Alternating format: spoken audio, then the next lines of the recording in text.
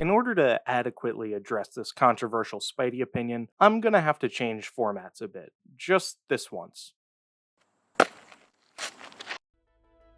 Hey, hi, hello, how you doing? Howdy, hola, hey, hi, hello, how are you? Hi, hey, greetings, hello, hi, how you been? Shalom, good to see you. How you been? If you're like me and pray to Spider-Man every night before bed, I'm sure you know that acclaimed author Zeb Wells has finished writing what may be considered one of the most insulting runs of the character in comics history. The true fans, the ones who live and breathe through Tobey Maguire's organic web shooters, are not only enraged, but defeated, broken, hopeless, shattered, dejected, despondent, woe be gone. Hi, hey, hello, how you doing? Everywhere us Spidey fans look, we see his face. No, not Iron Man. Paul, the greatest foe Peter Parker has found this decade by far. But here's the idea, the concept, that inspired this very video. Maybe Spider-Man fans deserve this. Maybe we all brought Paul onto ourselves. Because I believe Paul isn't the root of evil here. No, Paul is just a symptom of a much larger, more infectious sickness of our own creation. Paul is exactly what we asked for.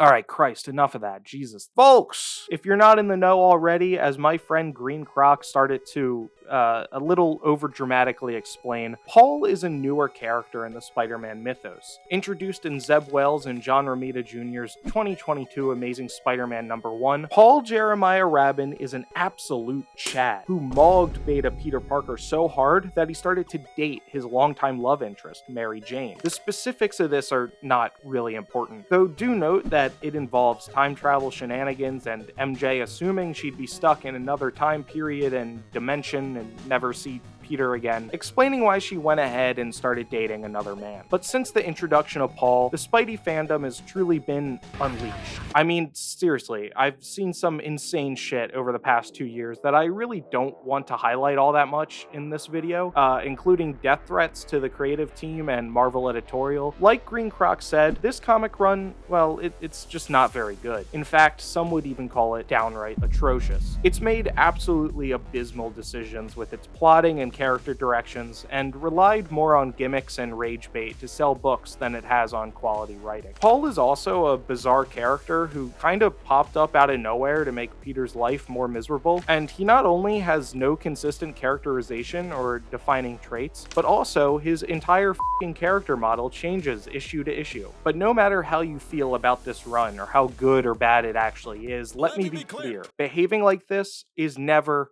okay. I know that most of you watching are rolling your eyes right now because, like, duh. Of course it's not okay to send death threats to comic book authors, but listen, I know there's just one smelly motherfucker watching this, and I'm talking to that guy. Stop it. Go outside. Because the sad thing here is that with the Spider-Man fandom, just like many fandoms, this behavior is nothing new. There's a very loud and aggressive minority of Spidey fans who consider their opinions to be an objective truth, and must make sure everyone else knows it. I'm not entirely sure why the Spider-Man fanbase is so especially bad about this. I would guess it's because in movies and cartoons, we've had many iterations of this character, and that so many people grew up with these wildly differing takes, so now they see their version of the character as the one true version. But when did this all start? Well, as much as I hate to, I can point to one moment that, at least from what I saw, genuinely reshaped the way we online talk about Spider-Man. Not to be hyperbolic here, but HiTop Films is the Oppenheimer of the Spider-Man fanbase, and this video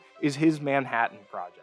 In this video, HiTop explains his opinion that 2017 Spider-Man Homecoming is not a good representation of Spider-Man, because it relies too much on the larger MCU mythos, in particular Iron Man, and strips Peter of his underdog working class roots. One of the main points of contention HiTop has with not only Homecoming, but the entire Spider-Man Home trilogy, is that Tom Holland's Spider-Man gets off too easy. He doesn't have the notorious Parker luck that has made him so relatable, both in the comics and previous adaptations, as he's funded by a billionaire, surrounded by friends, always has superhero team-ups to rely on, and doesn't need to really worry about bills, jobs, housing, or anything more beloved adaptations of the character character constantly struggle with. Now, I would argue that this isn't present in these movies because, well, Peter is still in high school, and just like in the comics, he doesn't need to worry about this stuff until he's older. And that's why this high school trilogy is so refreshing to me, because it's a different take on the character. But hey, that's totally beyond the point. When HiTop claimed that he wanted Peter to go through more suffering and hardships, even if he didn't intend to, he activated a very weird side of the Spider-Man fandom that thinks Peter's defining trait is suffering. Peter can't be going to a good school, he should be suffering. Peter shouldn't have any friends, he should be a loser. Peter shouldn't have superhero acquaintances, he should be alone. This criticism got so loud and frequent that Marvel basically made a whole ass movie to course correct and make sure we all know that Peter Parker's life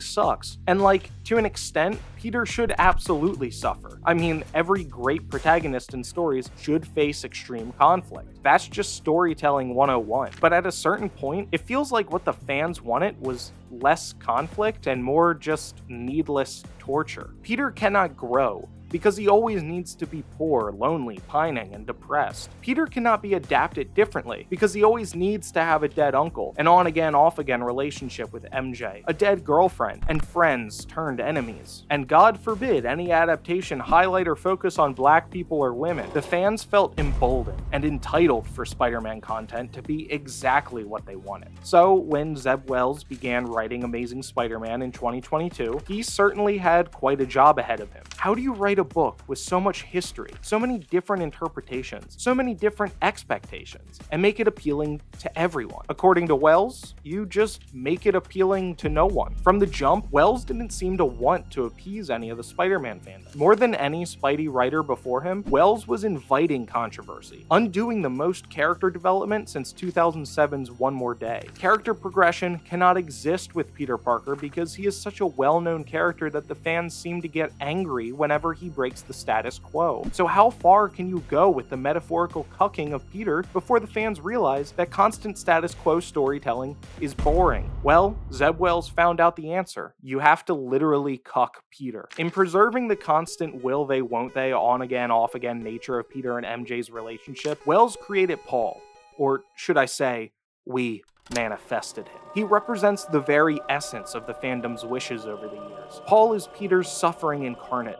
He serves no narrative purpose besides making Peter sad. He has no clear characterization besides that he is just happier than Peter. The run is over now, and Peter and MJ are still not back together, with Paul still being the ultimate foil to the friendly neighborhood Spider-Man. In the next run on the character, I kinda hope the three of them just start a polycule, just to see the fan reaction to that. But the one thing that's been clear throughout this run is that Zeb Wells has no intention of making the loud, aggressive, toxic, and often bigoted members of the Spider-Man fandom happy. And can you really blame him? Writing Spider-Man has to be one of the most challenging and daunting jobs in comics, and that's even without the brigade of hate comments online. This is a fandom that obsessed over MJ's jawline in Spider-Man 2 on PS5 and drove the actress to actually quit social media because of the amount of misogynistic vitriol being sent her way. This is a fandom that still has a surprisingly large and vocal section that has trouble calling Miles Morales Spider-Man. This is a fandom that is so impossible to please that one of them felt egotistical enough to believe he could make Spider-Man better himself and convinced thousands of other people to give him money to do so, only to go on and be racist, sexist, abuse VFX artists, hire a pedophile, and then make this piece of shit after all of that. Now, to be clear, I'm not saying HiTop is the same as these toxic people in the fandom. Far from it. HiTop is a very talented creator, one I actually look up to, but I believe there's a ripple effect. From his video, to these fan reactions, to Paul. But there is no way he could have foreseen this. HiTop had become death, destroyer of fandoms. For years, fans have demanded Spider-Man to suffer eternally, and Wells, whether as an intentional troll or just through shitty writing, essentially showed them what that really looks like and why it sucks. I, for one, believe many in the Spider-Man fanbase deserve Paul. So why do we, too, deserve Paul? Well, I don't think we all do. I think that's where Wells got it wrong. Sure, the loudest people in the fandom are hateful, cruel, argumentative, and impossible to please, but they often drown out the majority of us. People that simply love a character and his stories because he inspires us to be the best we can be. Maybe Wells has gotten a bit lost in the sauce here, when he seems to be trying to piss off everyone who loves the character. Maybe he's been on Twitter too much, paying too much attention to the worst of us. Maybe that's what made him write this run the way he did. If you want an ongoing series that honors the characterization of Peter while moving his story forward in new and exciting ways, I have to recommend Jonathan Hickman's Ultimate Spider-Man. Hickman is one of the greatest comic book writers working today, if not one of the greatest of all time, and he really delivers in this series. Without getting into spoilers, Hickman shows us a universe where Peter Parker is older, married to MJ, has 2 kids, and no superpowers. Due to multiversal shenanigans better explained in the prequel comic Ultimate Invasion, Peter is given his powers, and now has to become Spider-Man while being a middle-aged married father of 2. It's a really effective dynamic switch, and provides Peter and his supporting cast with new challenges, new plot lines, and new character relationships that would never be possible on Earth 616 due to the status quo nature of the main continuity. Hickman plays with the Spidey and Marvel mythos like a kid with a bottomless toy box, reshuffling elements of the lore in genuinely exciting and surprising ways that, for me, revitalize the character and his corner of the Marvel Universe. Importantly, Hickman does the impossible, the unthinkable. He makes Peter happy. He's got a great home life, a consistent and reliable job, and a support system that helps him in his journey to becoming the hero he was always meant to be. Hell, Uncle Ben is still alive, but even though he's not endlessly suffering, the story and his character still face extreme conflict. There are still high stakes, and the character of Peter is still incredibly relatable. Hopefully now, fans can see that Peter doesn't need to suffer forever. Paul was a much-needed wake-up call for the fandom, because Ultimate Spider-Man reminds us why we really love this character. It's not because he has the worst life, or because he loses the most. No, it's because he acts out of a genuine love for humanity. Spider-Man does not need to be beaten to the ground constantly to show us why he's a hero. He can be a hero in the simplest ways, like simply helping his Aunt May around the house, to brightening up a random New Yorker's day, to giving hope to a kid dying of cancer. My favorite Spider-Man moments across all media are not the ones where he's at his most broken, his most defeated. My favorite Spider-Man moments are when he does small, heroic actions that will go unnoticed by most. These are the moments that define him, that make up who he is, and can teach us how to try our best to be a real-life hero. We do not need to suffer to be heroic. No, all we need to do is care.